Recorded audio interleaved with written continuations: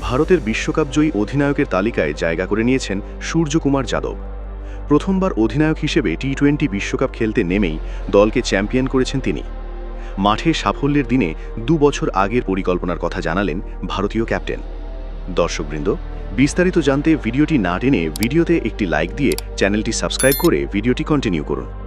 Match শেষ হবার পর মাঠ জুড়ে ছড়িয়ে ছিটিয়ে ভারতীয় ক্রিকেটাররা যে যেখানে যাকে পাচ্ছেন জড়িয়ে ধরছেন, করছেন উদযাপন। ক্যামেরা ঘুরল গ্যালারির দিকে। আইসিসি চেয়ারম্যান জয় শাহকে জড়িয়ে ধরেছেন মহেন্দ্র সিং ধোনি। তাদের দুজনের পেছনে আরও একজনের মুখের হাসিও বোঝা গেল স্পষ্ট, রোহিত শর্মা। তাকে দেখে কেউ কি ফিরে গেলেন 3 বছর আগের স্মৃতিতে? 2023 সালের ওয়ানডে বিশ্বকাপ ফাইনালে আহমেদাবাদে ভারতের 1 লাখের বেশি দর্শক চুপ হয়ে গিয়েছিলেন অস্ট্রেলিয়ার কাছে হেরে। রোহিত অধিনায়ক ছিলেন তখন।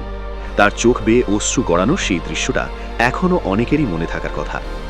সেই আফসোস রোহিত কাল হয়তো কিছুটা ভুলতে পেরেছেন আহমেদাবাদের দর্শকদের টি-20 বিশ্বকাপের চ্যাম্পিয়ন হওয়ার সাক্ষী হতে দেখে। শুধু কি আর ফাইনাল জয়? নিউজিল্যান্ডকে 96 রানে হারিয়ে ভারত প্রথমের ইতিহাস গড়েছে, পরপর 2 বার টি-20 বিশ্বকাপ চ্যাম্পিয়ন আর 3 বিশ্বকাপ জেতা দল হিসেবেও। সঙ্গে গড়েছে আরও একটি ইতিহাস, টি-20 বিশ্বকাপে এই প্রথম ট্রফি জিতল স্বাগতিক দেশ। এমন কিছু যে হতে পারে ম্যাচের মাঝপথেই চাইলে তা লিখে দেওয়া যেত। বিশ্বকাপের ফাইনালে যেখানে কখনো 200 রানই হয়নি, সেখানে কাল কিনা ভারত পুরো 20 ওভার খেলে 5 উইকেট হারিয়ে করে ফেলে 255 রান। এত রান তাড়া করে নিউজিল্যান্ডকে জিততে হলে অনেক রেকর্ড নতুন করে লিখতে তো হতোই, তা হতো অলৌকিক এক ঘটনাও। ক্রিকেট গৌরবময় অনিশ্চয়তার খেলা, এই আশাটুকু নিয়ে যারা পরের ইনিংস দেখতে বসেছিলেন তারাও হয়তো বুঝতে পেরেছেন অনিশ্চয়তারও আসলে সীমানা টানা আছে। বাস্তবতার কঠিন সেই পরীক্ষায় 1 ওভার বাকি থাকতেই 159 রানে অল আউট হয়ে গেছে নিউজিল্যান্ড।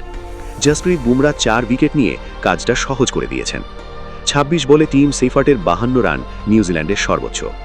দর্শকবৃন্দ, এই ফাইনাল ম্যাচ নিয়ে আপনাদের কি মতামত অবশ্যই কমেন্ট বক্সে বলে যাবেন। আর এই চ্যানেলে নতুন হয়ে থাকলে চ্যানেলটি সাবস্ক্রাইব করে আমাদের সাথেই থাকুন নতুন নতুন খেলার আপডেট ভিডিও পেতে।